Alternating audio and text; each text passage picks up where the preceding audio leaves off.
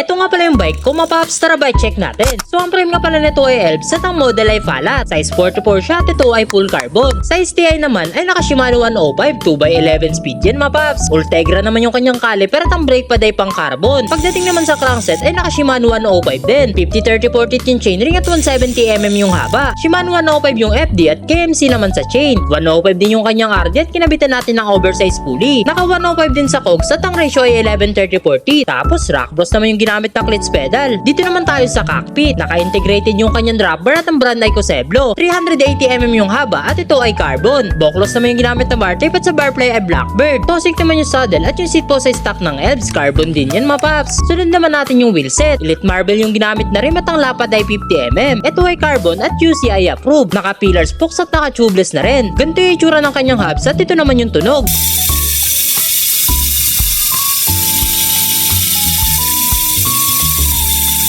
Oh, diba? Suabe. O nga pala, 28C yung kanyang turret, naka Grand Prix 5,000. So kung tatanungin nyo naman yung presyo, syempre di ko na alam kung magkano. Yun lang mapaps, ride safe palagi.